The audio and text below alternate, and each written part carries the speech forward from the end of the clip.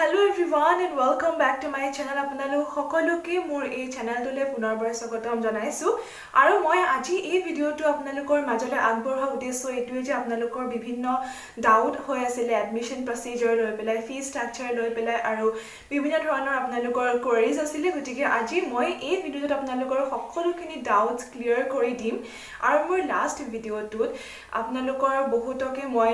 কৈছিলো যে আপোনালোকক মই কৈছিলো যে আপোনালোকৰ ডাউটস সমূহ মোক কমেন্ট সেকশনত গৈ খুধিব পাৰে বুলি মই যেটো কটন ইউনিভাৰ্সিটিৰ ওপৰত ভিডিও বনাইছিল আপোনালোকৰ পৰা মই বহুত ভাল ৰেসপন্স পালো আপোনালোকৰ বহুতে মোক বিভিন্ন ধৰণৰ আপোনালোকৰ যিমান ডাউটস আছিল মোক খুধিলে আৰু মই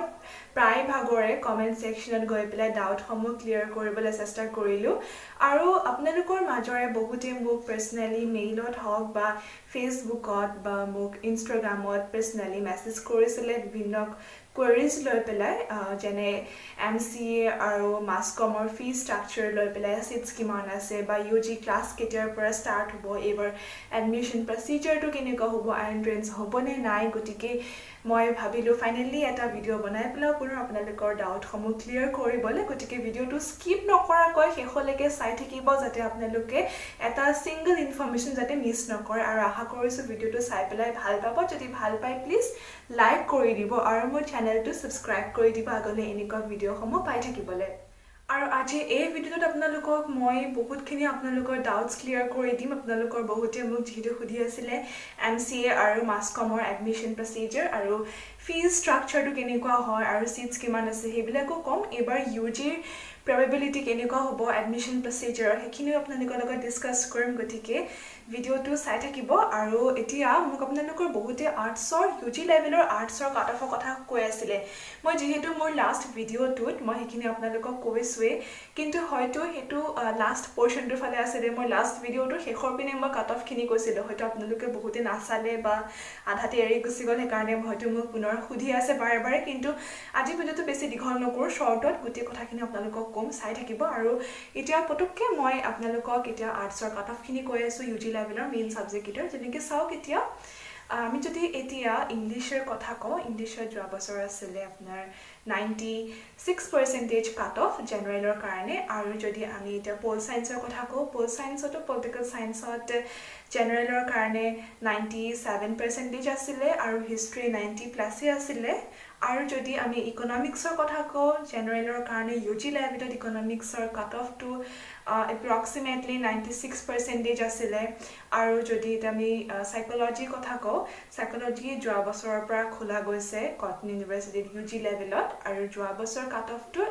85 আছিল approximately আৰু এনেকুৱা ধৰণৰ পাৰ্সেন্টেজ বিলাক আছিল আৰু মানে কথাটো হ'ল কি যদি আমি এটা UG লেভেলত বহুত আৰ্টছ আৰু সায়েন্সৰ কথা কওঁ জেনাৰেলৰ কাৰণে আপোনালোকক 90+ লাগে আৰু মই আগৰ পৰা কৈ আহিছো যে আপোনালোকৰ গুটি এজ এ হোল পাৰ্সেন্টেজটো নাচাই টপ 3% চাই টপ 3টা বিষয় যিকিটাত আপোনালোকে বেছিকে নম্বৰ পাইছে সেই বিষয়কিটাৰ পাৰ্সেন্টেজটো কাউন্ট কৰা হয় সেই 3টা বিষয়ৰ আৰু মোক আপোনালোকৰ বহুতে খুধি আছিল UG লেভেলত বহুত আৰ্টছ আৰু সায়েন্সৰ কাৰণে কি সাবজেক্ট আছে একচুয়ালি কি সাবজেক্ট কটন ইউনিভাৰ্সিটিৰ পৰা প্ৰভাইড কৰা হয় গতিকে সোনকালে এইখিনিও আপোনালোকক কৈ আছো তাৰ পিছত আমি MCA আৰু মাস কমৰ টপিকটোলে যাম আৰু এডমিশন প্ৰসিডিউৰৰ কথা কম আপোনালোকে ভালকে শুনি ল'ব বা নোট কৰি ল'ব পাৰে সাবজেক্ট কিটা চাওক এন্থ্ৰোপলজি আছে আৰবিক এছএমএছ Bengali Bodo botany chemistry computer আৰু IT আছে তাৰ পিছত economics education English geography geology history maths philosophy zoology statistics sanskrit political science physics আৰু psychology আছে আৰু psychology টো যোৱা বছৰৰ পৰা খোলা গৈছে আৰু এই বিষয়কিটাত কটন ইউনিভাৰ্সিটিত UG লেভেলত আপোনালোকৰ UG প্ৰভাইড কৰা হয় আৰু এতিয়া এডমিশন প্ৰসিডিউৰটো ডিসকাস কৰাৰ আগতে আমি সোনকালে মই এতিয়া MCA আৰু মাস কমৰ এডমিশন ফিজ আৰু কেনেকুৱা সিলেবাস কি হয় এন্ট্ৰেন্সৰ হেখিনি সোনকালে আপোনালোকৰ মাজত এতিয়া মই কৈ লওঁ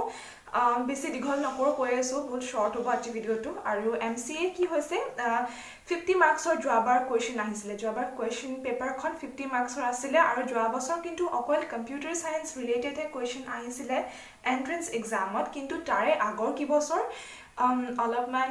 জেনেৰেল নলেজ আৰু কাৰেণ্ট এফেয়াৰ্ছ আৰু ইংলিছ আৰু গ্ৰামাৰ পৰ্চনৰ কুৱেশ্যনছ অহা গৈছিলে কিন্তু এই বছৰ কি হয় নাজানো গতিকে সবে পঢ়ি মেলি থব অলপ প্ৰিপেয়াৰ হৈ থাকিব আৰু যদি আমি MCA ফি ষ্ট্ৰাকচাৰটোৰ কথা যদি কওঁ তেতিয়াহ'লে যোৱা বছৰ যিহেতু আসাম গভৰ্ণমেণ্টৰ পৰা ফ্ৰী এডমিশ্যন দিয়া গৈছিলে কিন্তু আমাৰ কটনে ফিক্স পে'মেণ্ট এটা লৈছিলে তেতিয়া যোৱা বছৰ 3,000 rupees এটা লোৱা গৈছিলে কিন্তু এনেই আপোনাৰ এডমিশ্যন ফিজ MCA কাৰণে এপ্ৰক্সিমেটলি 8,000 to 9,000 rupees পৰি যায় আৰু এতিয়া আমি আহি যাওঁ মাছ কমলে আৰু এইটো মোক most ৰিকুৱেষ্টেড আছিলে মাছ কমৰ ফি ষ্ট্ৰাকচাৰটো কিমান আপোনালোকৰ বহুতে জানিব বিচাৰিছিলে আৰু মাছ কমৰ সিট হৈছে 40টা সিট আছে আৰু এই বছৰ যদি বহাই নাজানো মই কিন্তু বহা চান্সেছটো খুব কমেই থাকে আৰু এনেই আপোনালোকৰ মাছ কমৰ সিট হৈছে 40টা আৰু এন্ট্ৰেন্স বেছড হয় এন্ট্ৰেন্স হয় আৰু যদি আমি এতিয়া ফিটো কথা কওঁ এডমিশ্যন ফি যোৱা বছৰ লোৱা হৈছিলে 26,000 rupees লোৱা গৈছিলে এডমিশ্যন ফিজ মাছ কমৰ কাৰণে আৰু মোক বহুতে সুধি আছিলে LLB আছে নে নাই BA LLB আছে নে আৰু BCom আছে নে সুধি আছিলে কটনত গতিকে I'm really sorry we are really sorry কটনত এই সাবজেক্ট কিটা নাই LLB নাই BA LLB নাই আৰু BCom কটনত নাই কটনত অকল BA আৰু BSc কোৰ্সেছ সমূহ আছে আৰু মই ইয়াতে এটা কথা থাকি গ'ল মই আপোনালোকক কৈ দিও আপোনালোকৰ বহুতে মোক UG কথা সুধি আছিলে UG এডমিশ্যন ফি একচুয়ালি কিমান হয় এটা চাওক যদি আপোনালোকৰ প্ৰ্যাকটিক্যাল থকা সাবজেক্ট হয় যদি সায়েন্সৰ সাবজেক্টে কও বা আপোনালোকৰ যদি মতে এডুকেশ্যন বা যদি সাইকোলজি কথা কও তেতিয়া অলপমান কিবা এটা 500 600 এটা ডিফাৰেন্স আহি যায় কিন্তু এনে নৰমালি যদি আমি UG লেভেলৰ এডমিশ্যন ফি কও পাৰ সেমিষ্টাৰটো লোৱা হয় কিন্তু এটা হোল ইয়াৰৰ কাৰণে লোৱা হয় তেতিয়া হলে এটো 4,000 to 4.5 আহি যায় 4.5 কি আহি যায় ইমান মানে লোৱা হয় আৰু মোক বহুতে সুধি আছিলে এবাৰ UG কেতিয়াৰ পৰা ক্লাसेছ ষ্টাৰ্ট হ'ব নতুন সেশনৰ আন্ডাৰ গ্ৰেজুৱেটৰ BA BSc ক্লাसेছ কেতিয়াৰ পৰা ষ্টাৰ্ট হ'ব এটা চাওক নৰমালি তো এনে আগষ্টৰ পৰা নতুন সেশন ষ্টাৰ্ট হয় লাগিলে অনলাইন হওক বা অফলাইন হওক এই বছৰ যেহেতু আপোনালোকে গমে পাই একদম খেলিমেলি হৈ আছে এতিয়া হাই সেকেন্ডাৰী এক্সামটো কথা লৈ পেলাই এতিয়া আমাৰ এডুকেশ্যন মিনিষ্টাৰ বিভিন্ন ধৰণৰ কথা তেওঁলোক নতুন নতুন পলিচিৰ কথা কৈ আছে এনেকুৱা হ'ব বা তেনেকুৱা হ'ব আৰু এতিয়া হেকাৰণে হয়তো এবাৰ সেশনটো পিছুৱাই যাব পাৰে এতিয়া চাওক ৰিজাল্টটো সোনকালে দিয়ে দিব এতিয়া ৰিজাল্টটো কেনেকুৱা কি হয় হেতু ওপৰতো ডিসকাশন চলি আছে আমাৰ ষ্টেট গভৰ্ণমেণ্টৰ এতিয়াও 100% হেতু ক্লিয়াৰ কৰা হোৱা নাই কিন্তু এতিয়া কথাটো হল যে যেহেতু ৰিজাল্টটো সোনকালে দিবই এতিয়া আপোনালোকক গতিকে আপোনালোকে আইডিয়া লগাব পাৰে যে আগষ্টৰ লাষ্টৰ মানৰ পৰা এটো মোৰ ফালৰ পৰা কোনো কনফাৰ্মেশন নহয় মই জাস্ট এটা গেছ কৰি পেলাই কৈছো আন্দাজত কৈছো হয়তো সেপ্টেম্বৰৰ পৰা নহয় বা আগষ্টৰ মিডল লাষ্ট এনেকুৱা মানৰ পৰা হয়তো UG ক্লাसेছ বিলাক ষ্টাৰ্ট হোৱা চান্সেছ আছে দিয়া কথাটো হল যে UG লেভেলত এবাৰ কি হ'ব কটনত আপোনালোকৰ বহুতৰে ম্যাক্সিমামৰ এটা ডাউট আছে যে আমাৰ এতিয়া এন্ট্ৰেন্স হ'বনে নহয় নে আমাক এতিয়া মেৰিট বেসিছতে দিয়া হ'ব আৰু হেকাৰণে হয়তো আপোনালোকে মোক বহুতে কাট অফ বিলাক সুধি আছে কেনেকুৱা কাট অফ যায় গতিকে মই আপোনালোকক এটা কাইন্ডলি এটা ৰিকুৱেষ্ট কৰিম চাওক আমাৰ ষ্টেট গভৰ্ণমেণ্টৰ এতিয়া কি হয়গে আমি ষ্টিল শিওৰ নহয় ৰিজাল্টটো বাৰু দিব এতিয়াতো আমাৰ ষ্টেট গভৰ্ণমেণ্টে আমাৰ মিনিষ্টাৰে কৈ আছে যে এই বছৰৰ পৰা আকৌ কিবা HSৰ এক্সাম দিবলৈ হলে নেক্সট বছৰ আকৌ দিব লাগিব কিবা এনেকুৱা ধৰণৰ কথা ওলাই আছে যে চাকৰিৰ কাৰণে অসমত চাকৰিৰ কাৰণে আকৌ এন্ট্ৰেন্স দিব লাগিব কিবা এন্ট্ৰেন্সৰ উপৰিও কিবা কিবি মানে বিভিন্ন কথা আৰু মানে নিউজটো চালে বিভিন্ন ধৰণৰ কথা কৈছে আপোনালোকৰ বহুতে ডাউটত আছে এটা চাওক এক্সামটোতো নহয় হেতু শিওৰ দে এক্সাম নহয় কিন্তু আপোনালোকেতো ঘৰত এতিয়া ধৰক এনি আছে একোটো বিশেষ তেনেকুৱা কাম নাই গতিকে মই সাজেষ্ট কৰিম যে HSৰ যিমান যি আপোনালোকৰ বস্তুখিনি আছে ষ্টাডি মেটেৰিয়েলখিনি আছে যদিও এবাৰ এক্সাম হোৱা চান্সেছ নাই হাই সেকেন্ডাৰী কাৰণে কিন্তু আপোনালোকে অলপ তাৰে পঢ়ি থব কাৰণ এতিয়া আমি যদি এটা এন্ট্ৰেন্স বিলাকৰ যদি কথা ভাবো যে আমি যদি ধৰি লও যে হয়তো এন্ট্ৰেন্স হ'ব বুলি যদি আমি ধৰি লও তেতিয়া আপোনালোকৰ এই যে ডিগ্ৰী লেভেলত এন্ট্ৰেন্সখিনি কাৰণে আপনি HSত যিখিনি পঢ়িলে ন এইখিনিৰ পৰাই কোৱেশ্চনছ আহিব মোষ্ট প্ৰবেবলি আপোনালোকৰ পল সায়েন্সৰ হওক বা যিমান যিখিনি আছে আৰু যিমান যি সাবজেক্টস আছে পলিটিক্সৰ বা হিষ্ট্ৰীৰ বা ইংলিছৰ গ্ৰামাৰ পৰ্চন এনেকুৱাখিনি পঢ়াই কুৱেশ্যনছ আহিব গতিকে হায়াৰ ছেকেণ্ডাৰী পৰ্চনটো আপোনালোকে পঢ়ি থ'ব অলপমান আৰু কাৰেণ্ট এফেয়াৰ্ছ এইকেইদিন কি হৈ আছে স্পৰ্টছৰ লগত বা আমাৰ নেশ্যনেল ইণ্টাৰনেশ্যনেল কালচাৰেল ক্ষেত্ৰখনত বা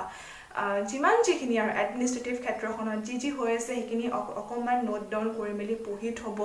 কাৰণ চাওক এতিয়ালৈকে কটন ইউনিভাৰ্চিটি কমিটিয়ে মেনেজমেণ্ট কমিটিৰ এতিয়াও ডিছকাশ্যন চলি আছে তেওঁলোকে এতিয়াও 100% চিয়'ৰকৈ একো ন'টিচ ওলাই দিয়া নাই যে এইবাৰ এডমিশ্যন হ'ব কেনেকুৱা প্ৰচেছত হ'ব এণ্ট্ৰেঞ্চ হ'ব নে নহয় এনেকুৱা ধৰণৰ কোনো ন'টিচ এতিয়ালৈকে ওলোৱা নাই গতিকে আমিতো একো ৰিস্ক ল'ব নোৱাৰোঁ আৰু একো চান্স আমি মিছ কৰিব নোৱাৰোঁ হয়নে সেইকাৰণে মই আপোনালোকক ৰিকুৱেষ্ট কৰিম যে পঢ়ি থ'লে নিজৰ কাৰণে ভাল এতিয়া কামত নাহিলেও এই নলেজখিনি পিছত যেতিয়া আপোনালোকে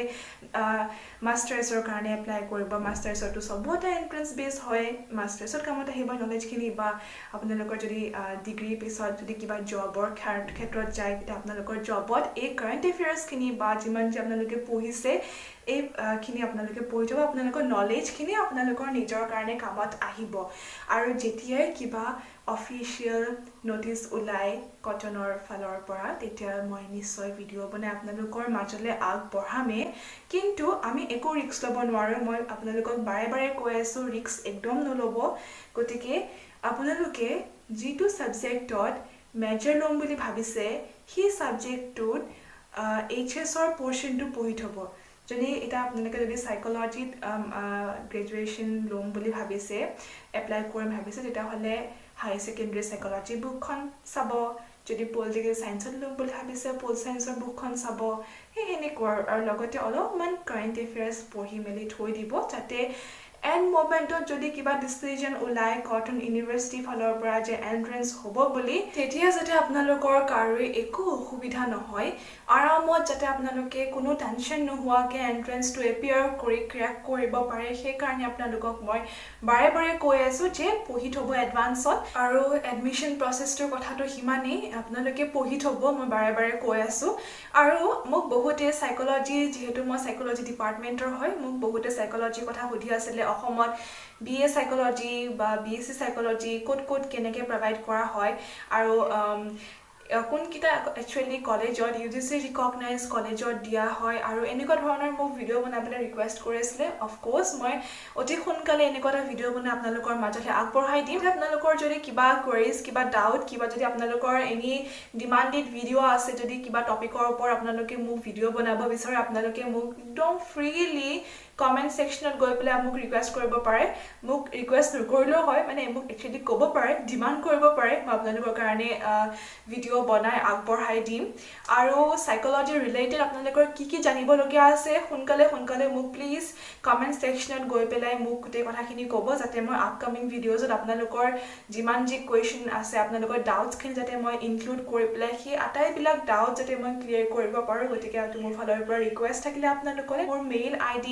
ইনষ্টাগ্ৰাম আৰু ফেচবুক আইডিও মই সব দি দিম তাতো আপোনালোকে গৈ পেলাই মোক পাৰ্চনেলি সুধিব পাৰে আৰু আশা কৰিছোঁ আজিৰ ভিডিঅ'টোত আপোনালোকে ভাল পালে সাবস্ক্ৰাইব কৰি থ'ব মোৰ চেনেলটো আগলৈ আৰু বিভিন্ন ধৰণৰ কটন ইউনিভাৰ্চিটি ৰিলেটেডে হওক বা বেলেগ ইউনিভাৰ্চিটিৰে হওক এনেকুৱা আপডেটছসমূহ পাই থাকিবলৈ